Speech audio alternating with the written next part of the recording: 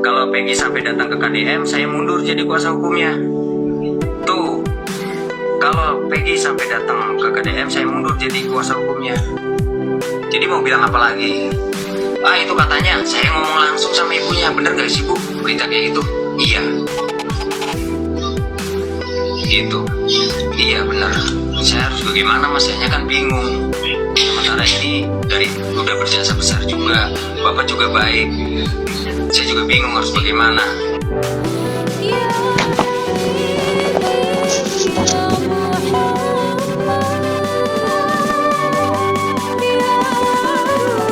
Harapan untuk pagar supaya aja pada manjing kafe deh ya.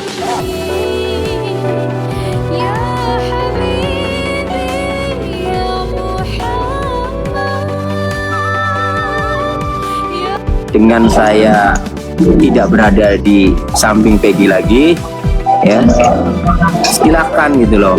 Peggy-nya sendiri silakan nanti. Kan nggak ada tahun ini, jangan sampai kalau ada saya kan selalu jadi kambing hitam, seolah-olah saya yang melarang Peggy untuk ketemu si A kan gitu, seolah-olah saya. Tapi kalau saya nggak ada, ya silakan, biar saya nggak jadi kambing hitam lagi kan gitu. Itu sih sebenarnya tujuan utama saya kan. Bukan berarti saya juga nggak tega, Bang Abe. Sebenarnya cuma kan fenomena ini kan muncul terus tuh di media sosial kan. Kemana? Ya Peggy mungkin denger ya, lihat ya di media sosial ya. Iya denger Pak. Saya ini sebenarnya udah selesai mendampingi Peggy ya. Saya rencananya sih ingin menyampaikan, silakan ya, karena banyak kontroversi ya, nanti saya akan ngobrol dengan ketua tim Ibu Yanti dan keluarga Peggy bahwa saya sudah artinya silakan udah nanti ada apa-apa tidak perlu didampingi saya lagi gitu, karena saya pikir sih sudah ya, karena banyak kontroversinya itu jadi serba salah saya.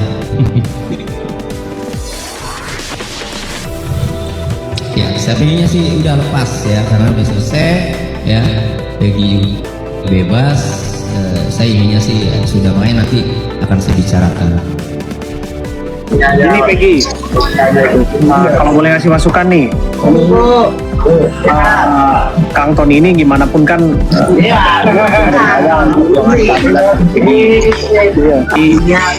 apalah dia bicarakan baik-baik ya, dan semoga bisa menahan supaya tidak dilepas oleh Kang Tony. Amin, amin, amin. Apa untungnya gitu kedepannya Peggy? Karena apa? Karena kamu kan orang yang sering tampil di media, Bu. Kamu juga sering diwawancara belakangan ini. Kalau kamu tampil di TV itu muncul sebagai produk pers gitu. Kalau kamu tampil di podcast, nah itu bisa jadi ada pintu masuk untuk lawan-lawan untuk menjatuhkanmu. Jadi kamu tetap butuh dijaga ya. Gimana pun banyak yang senang Peggy keluar, tapi ada yang nggak senang kamu keluar. Itu saya kasih tahu. Dan sampai kapanpun orang-orang ini akan tetap berupaya untuk mencari jalan untuk menjatuhkanmu. Gitu. Saya harus tahu dari awal. Jadi gimana pun kamu harus tetap butuh pengacara di sampingmu. Iya bener. Sekarang balik lagi di kamu dan keluargamu. Apakah kamu merasa apa yang dilakukan Kang Tony selama ini ikhlas dan betul-betul menjagamu dengan serius dan sungguh-sungguh? Kalau kamu rasa itu betul, kamu lanjutkanlah sama dia. Tapi kalau kamu rasa bahwa kamu sudah cukup dan merasa bahwa kamu bisa jalan sendiri dengan pengacara yang lain atau pihak yang lain, lagi-lagi itu keputusanmu sendiri. Tapi saya hanya mau ngasih masukan aja. Masukanku ya tetap aja beriringan sama Kang Tony. Ini masukanku ya teman-teman ya. Ini disaksikan nih sama 5.200 yang nonton. Jadi teman-teman dari 5.200 orang nih yang dari berbagai daerah nih. Mas Kurendi. Saya Abraham Silaban, saya mendukung Peggy untuk tetap ada di jalan yang bersamaan dengan Kang Tony. Gitu. Iya Bang. Jadi saya juga pengennya kayak gitu Bang. Jadi ya apa ya, saya kan ya butuh gini lah. Saya kan Parana semacam apa namanya, ada kadang melebar. Saya bilang kalau omongan Parana saat diwawancara Kang Deddy Mulyadi misalnya, ada omongan yang melebar, lalu ada orang yang tidak terima ya, ini kalau surat kuasa saya dicabut. Ada yang tidak terima. Kemudian Pak Rana dilaporkan oleh orang. Siapa yang akan membantu? Saya bilang, oh iya Pak ya, iya saya bilang. Gak apa-apa sih surat kuasa saya dicabut, nggak apa-apa. Saya bilang, silakan ikuti arahan pihak Kang Deddy Mulyadi. Surat kuasa saya dicabut, nggak apa-apa. Saya sih nggak ikhlas-ikhlas saja, silakan. Tapi saya bilang, sekarang ngobrol bertiga sama Ibu Rebecca, Pak Rana nih saya ya, saya bilang. Nah, kalau ada apa-apa, ya, Pak Rana ini kan udah nyambung sama Ibu Rebecca, udah percaya ada apa-apa Ibu Rebecca, betul nggak? Nah, Ibu Rebecca-nya itu kan merekomendasikan saya, dan Pak Rana juga sudah ketemu saya, udah tekan kuasa. Nah, sekarang kesimpulannya, ya, karena udah deket gini, Pak Rana mau cabut, saya bilang. Enggak lah, Pak, katanya. Ya sudah, kalau enggak, Pak Rana kabari pihak Kang Deddy Mulyadi bahwa mohon maaf, saya tidak cabut kuasanya, saya tetap pakai Pak Tony. Saya gituin kan Pak Rana. Akhirnya ya nggak tahu telepon nggak kan. Nggak dicabut sampai sekarang. Ada. Intinya begini. Loh, masa sih begitu gara-gara mau dibawa podcast kemudian tidak izin, kemudian ditegur. Masa sih minta Rana suruh cabut kuasanya ke saya. Aduh, ya mohon maaf ya. Iyalah. Harus saling menghargai lah gitu.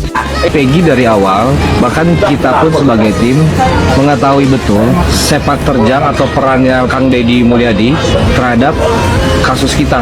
Bantuan, masukan, bahkan sampai mewawancari semua saksi-saksi dari kita. Peran sertanya begitu besar buat klien kita Peggy Setiawan. Dukungan moral, materi dari Kang Deddy itu memang nggak bisa kita pungkiri. Memang besar kan gitu kan. Tidak terlihat tapi pasti. Ya.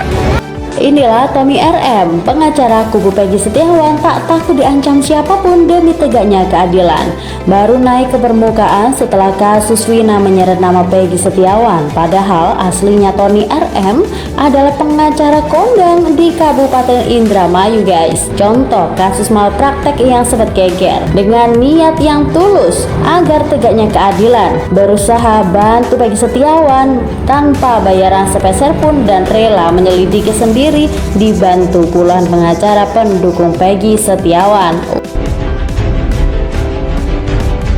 Sendiri yang bayar siapa? Tidak ada bang. Iya dong. Iya, saya justru keluar ya lumayan lah bang Deddy. Ya pasti lah. Iya. Ya pastilah keluar lumayan banyak lah. Iya, mobile bolak-balik. Iya. Ya, saya ngasih handphonenya ke keluarganya, ke saksi-saksi yang disita handphonenya kan. Nah guys, itulah jawaban dari Tony RM, pengacara dari Peggy Setiawan ini ketika ditanya oleh Bang Deddy Corbuzier ini siapa yang membayarnya menjadi pengacara dari Peggy Setiawan ini. Ya kalau menurut Tony RM dirinya tidak ada yang membayar, bahkan dirinya ini merogoh kocek yang lumayan banyak karena untuk biaya transportasi. Bahkan Bang Tony RM ini mengganti handphone saksi-saksi yang dihadirkannya ini disita oleh penyidik. Nah kalau menurut kalian, apakah kalian ini sangat setuju dengan langkah yang diambil oleh Pak Tony ini untuk memperjuangkan dari seorang Peggy Setiawan? Ya kalau menurut saya ini langkah yang tulus. Apa yang didapatnya dari sekarang setelah memenangkan pra-peradilan, yaitu dirinya banyak dicintai oleh masyarakat Indonesia. Ya kita doakan saja semoga banyak pengacara-pengacara lain yang menirukan apa langkah yang diambil oleh Pak Tony ini, yaitu tidak mendapatkan bayaran tetapi demi rakyat kecil rela merogoh kocek yang lumayan banyak. Kita tunggu saja, semoga ada lagi ini pengacara-pengacara lain seperti Pak Tony RM.